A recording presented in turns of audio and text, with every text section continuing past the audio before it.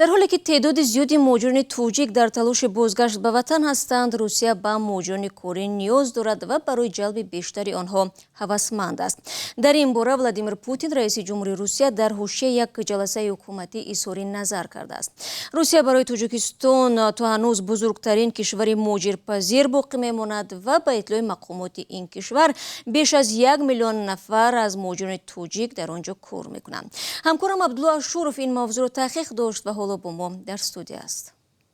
عبدالله سلام، بگو که چرا پوتین محض در این شب و روز به این موضوع آورد و انگیزه چنین اظهاراتی او چیست؟ سلام شهلا. در یک جلسه آنلاینی باگدان بیپالکو رهبر سازمان جمعیتی اوکراین تباران روسیه درباره اجرا نشدن فرمانهای پوتین و حق طلبی و تماجویی مقامداران هنگام دادن شهروندی روسیه شکایت کرد و از جمله گفت که فرمان اپریلی پوتین درباره آزاد شدن از پرداخت پاتنت، رجیستراسیا و سقورتای طبی در اصل اجرا نمی شود.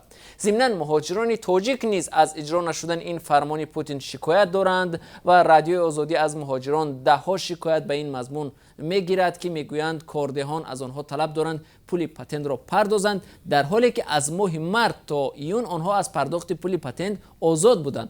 پاتنتی برخی از مهاجران عموماً بیکار شده است و مجبورند از نو پاتنت بگیرند. پوتین به این شکایت مستقیما پاسخ نگفت، اما افزود روسیه به مهاجران نیروی کاری بیشتر نیاز دارد. روشن است که با رشد اقتصاد روسیه برای ما نیروی کار نمی رسد. حالا این به نظر می رسد، ولی در آینده نزدیک این مشکل بیشتر می شود. این مسئله یکی از عامل‌های بازدارنده رشد کشور خواهد شد. این یک مشکل جدی است. این را من حالا به شما میگویم و امیدوارم این واخری ما در وسایل اخبار عامه نشر می شود و همکاران ما نیز آن را می شنوند. این سیاست دولتی باید باشد. روسیه به جلب مهاجران هوسمند است، به آنهایی که کشور احتیاج دارد. میفهمید؟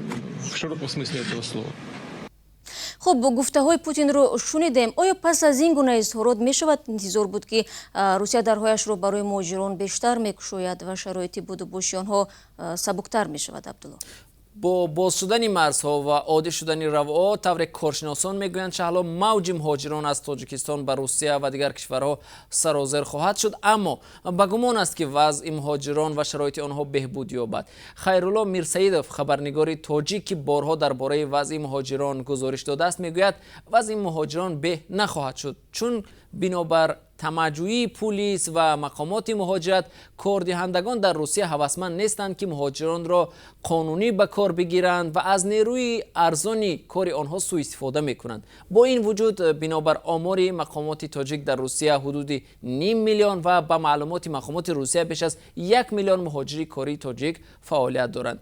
با وجود سختی ها و مزد کار ناچیز، مهاجران کاری تاجیکستان نانآور خانواده های خود در کشورند و درآمد هر چهارمین خانواده در کشور از حسابی مهاجرتی کاری می باشند. بله درست است. سپاس عبدالله برای صحبت و بینندگان عزیز، من بعد از یک آگهی برنامه رو با موضوع دیگر ادامه میدم.